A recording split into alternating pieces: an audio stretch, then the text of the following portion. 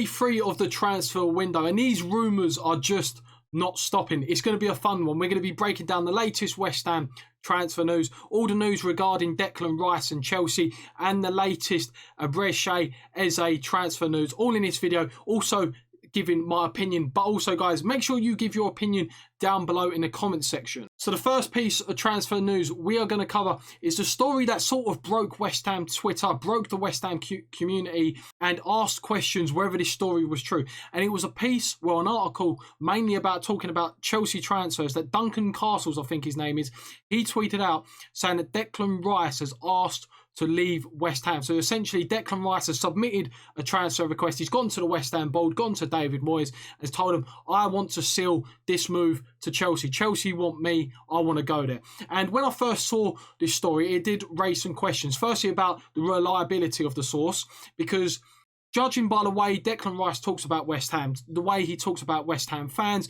the way he generally loves the club after he got released by Chelsea, I highly doubt after winning 2 days after winning the Hammer of the Year, he's gone to West Ham, sort of like a Jermaine Defoe. There you go. I want to leave. I want to leave this football club.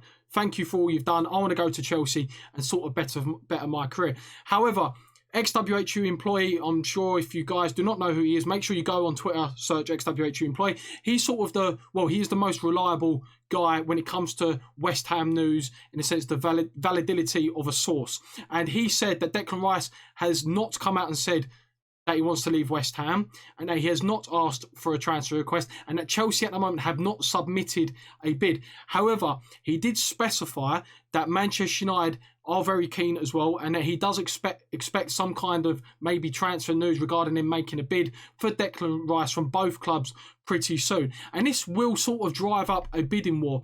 And as a West Ham fan, of course, I don't want Declan Rice to leave, but the thing is that we've sort of got to understand as fans is that the way the club has gone the last couple of years, sort of flirting with relegation. One season we're having a good season, the next season, we're not having a good season.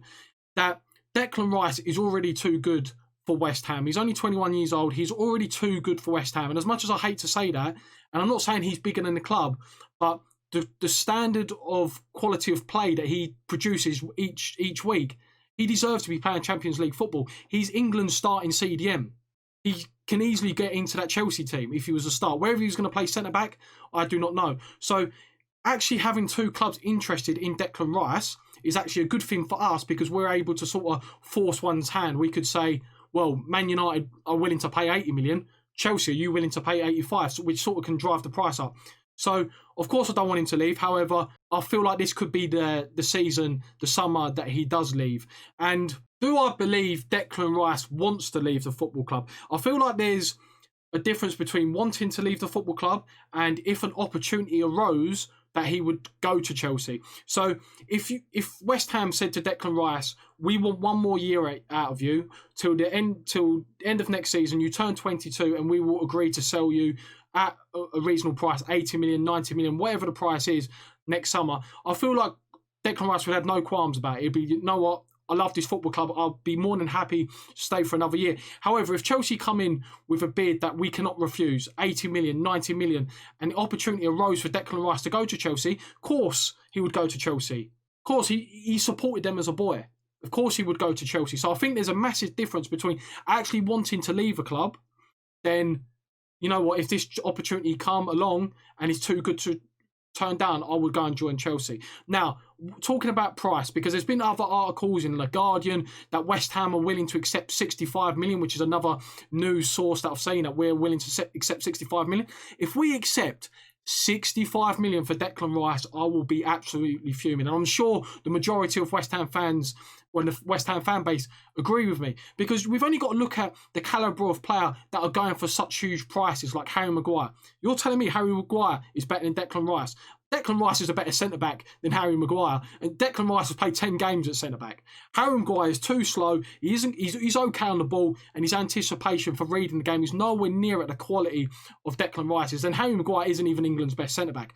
But if Leicester can go to Manchester United and be like, you know what, if you really want this player, we're going to force your hand and you're going to pay the money that we want. So West Ham will hopefully go to Manchester United or go to Chelsea when the time does actually happen, because we are sort of delaying the inevitable. Declan Rice will leave West Ham. He won't be another Mark Noble. We would all love to be would love Declan Rice to be another Mark Noble. However, Mark Noble never really had the quality to sort of progress his career, go to a bigger club, where Declan Rice, of course, has the quality to go on to win titles, to go and do stuff in his career at a much higher level than West Ham. So I do hope West Ham will go to Manchester United and Chelsea and be like, well, if you really want Declan Rice and you really see him to solve your defensive issues, your CDM issues for the next 8, 9, 10 years, because we've got to remember he's only 21 years of age. And if he does join either one of these clubs, he's going to be a mainstay in their team for 7 to 8 years, for his peak years of his career.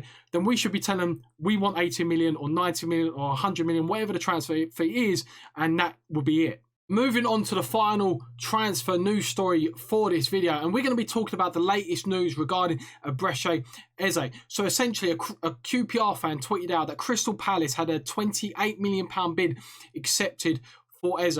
And of course, at the time, it seemed a bit excessive, because a lot of talk that's been going around is that we could be able to get Eze for 12 to 20 million because he's on the last year of his contract. However, it looks like at the moment Crystal Palace are favourites to sign him. However, ex-WHU employee again tweeted out saying that Crystal Palace have agreed terms with Eze, and he done his usual podcast, and he's come out and said that West Ham have met with Eze's representatives and sort of told him that we really do want you. However, we need you to wait for us because we don't have the funds in order to go and complete your transfer. Now, this is where I've got the problem. We are, as a club, this is where I want to talk about our progression as a club quickly, is that we are going backwards under these owners. And I don't want this channel to be negative. I want this channel to have positive vibes, but I need to get this out there and get it off my chest, is that we are going to a player in the Championship, despite his quality, saying, please wait for us because we do not have the 15 to 20 million that your club want, and we have to sell Felipe Anderson in order to sign you. And I just think that is completely baffling, because despite Crystal Palace signing him, and despite Crystal Palace wanting him, and despite our inconsistencies in the league, we are, I've got mates who are Crystal Palace fans, but I think it's fair to say that West Ham are a bigger club, and under the right management, we are a far better proposition, attractive proposition than Crystal Palace.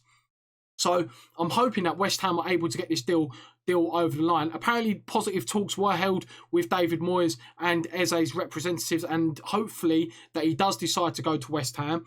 However, is it likely at the moment? We're not sure.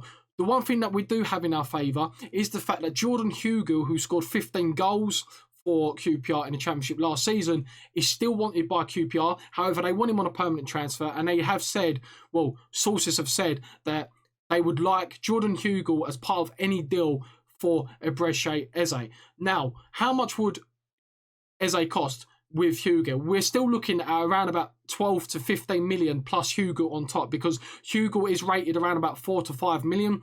However, he did score 15 goals in the Championship last season, so we could probably force QPR's hand and be like, well, he did score 15 goals for you last season. He's a big, source of your goals. We value him at 7 million, which is a couple million short of what we paid for him. So hopefully we can use that to advantage, go to QPR, find the money from somewhere ASAP before he does go to Crystal Palace, because he's not going to wait around forever. Because if he waits around for West Ham and that transfer doesn't come to fruition, Crystal Palace could be like, well, we're your backup. We don't want you anymore, kind of thing. So hopefully West Ham will pull their finger out, find the money, sign Eze, and then that will be that, because he'll be a great addition to our squad. He's something that we do lack. He drives with the ball very well, which I've told about in other videos. So guys, that's going to be the end of the video. Make sure you subscribe if you're a West Ham fan. Give the video a like. Also, make sure you give your opinion down below, as I like to interact with you guys. I do try and reply to every comment. And check out some of my other West Ham related videos. I've got some tier lists regarding my opinions on the current West Ham squad. Should they be sold? Should they be kept? And also just some other videos like me judging what I think of the current players that are being linked with West Ham. Should we sign them? Should we not? So I'll catch you later.